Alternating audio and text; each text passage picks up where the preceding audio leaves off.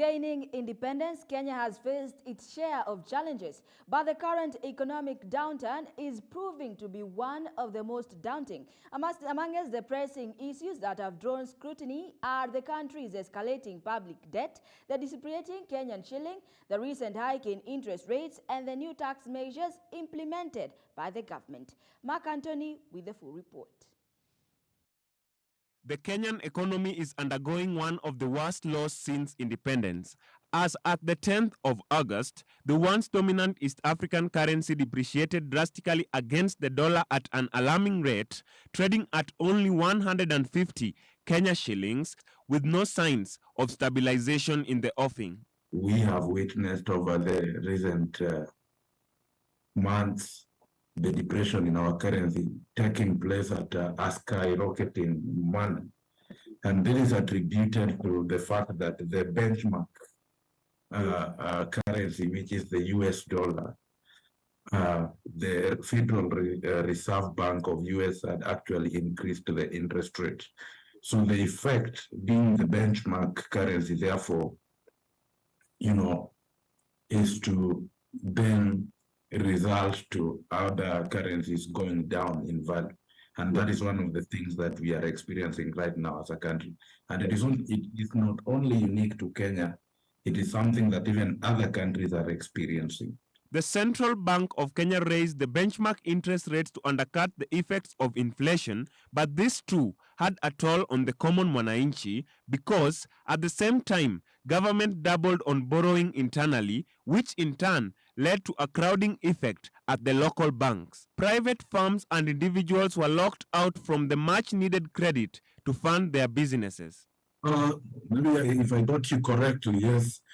Central Bank of Kenya, of course, is mandated to take care of monetary policies, of course, in liaison with key stakeholders, both locally and internationally. And interest rates adjustments is one of them. And I can still reiterate what I said earlier, that the question of increasing interest rate in Kenya has something to do with the fact that the Federal Reserve interest rate had gone high.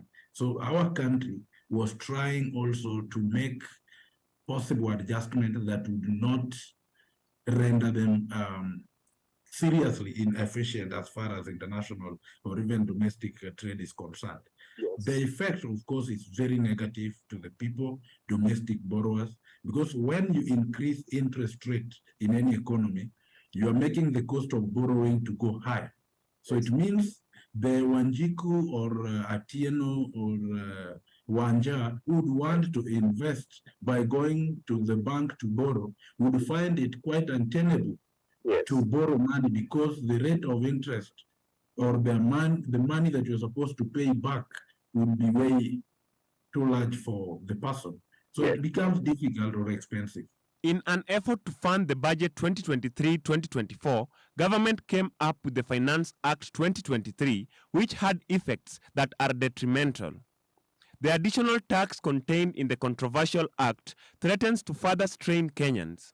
Considering that we just came from COVID-19 pandemic, considering that the people of Kenya are still struggling, we also came from elections that had consumed a lot of money from us, being a costly election. It would have been my considered view that Kenya Kwanza would have let the former tax law proceed as they try to see now which particular loopholes in tax collection that would have been brought in without first bringing in provisions in the tax that tend to deny the people of Kenya a decent life, because they can't live a peaceful life considering the amount of taxes they are required to pay. While the government maintains that the current economic measures are geared towards economic growth, Kenyans are already being hit hard by their effects, and without doubt, thoughtful and immediate action is needed to reset the economy. Reporting for GBS TV, I am Mark Ochieng Anthony.